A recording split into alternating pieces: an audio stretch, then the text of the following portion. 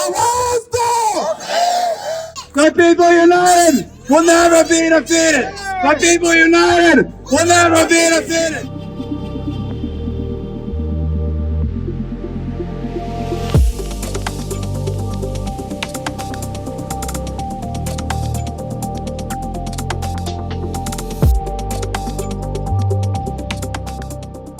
At the age of 16, I was beaten up by a community of Hindutva leaders in Bangalore, India, where I grew up.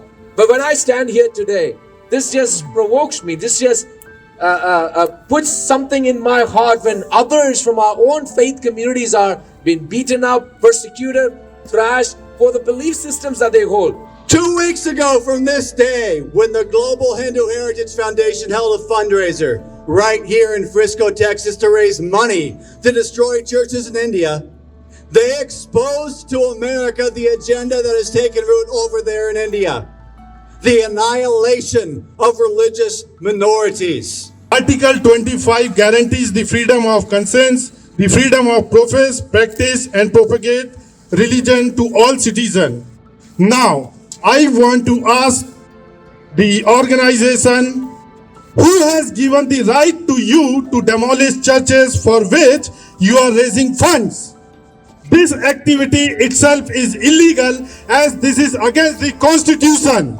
Do you all agree? It no longer is about just protecting one mosque or one church. It is a matter of protecting entire communities which have been reduced to chess pieces to be struck at every time an election needs to be won. Organizations like the Global Hindu Heritage Foundation are products of a skewed up cult thinking that only religions which have their roots in India will be allowed to remain, and religions like Muslims and the Christians need to surrender or to become second-class citizens or perish. The GHHF is just the tip of the toxic iceberg. There's a whole host of far more mainstream, far more well-established, and far wealthier Hindu nationalist organizations here in America who are serving as a support base for that authoritarian regime over there in India.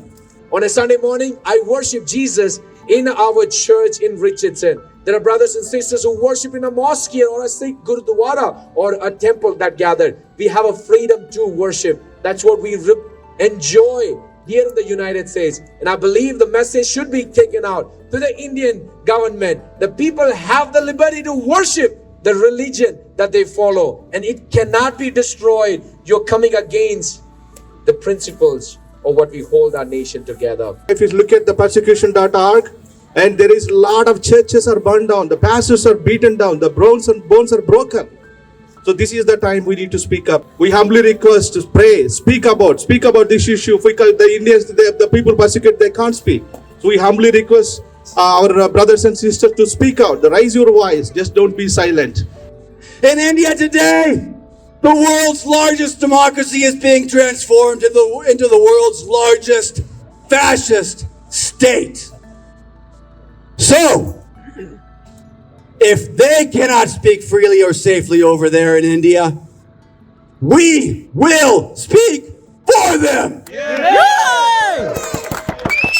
Here I am, standing for my Christian friends in India, raising my voice to protect the churches from demolition by the evil forces which are tearing my home country apart on the basis of religion. Whenever we question their hate ideology, we all know what they try to tell us, right? They brand us Hindu-phobic, the convenient name for them to cover that disgusting ideology. Let me say loud and clear that we are not against our Hindu brothers and sisters. I have many Hindu family friends. My Hindu childhood friend and I used to eat in the same plate. My family back home has large number of friends that are Hindus. They're not mere friends in network. They are some of the best childhood friends. We Muslims condemned when a Hindu man, his name is Srinivas Kuchibutla, was killed in Kansas. We condemned when a young child that was bullied in Dallas school. We felt like he is our child. We condemned when some Hindu sisters were verbally abused in Dallas restaurant. We condemned hate crimes regardless of their faith. Our holy book Quran and God's messenger Muhammad, peace be upon him, teach us that we need to stand up for justice regardless of the victim's faith. So we Muslims stand up here, hand in hand, shoulder to shoulder with our Christian brothers and sisters.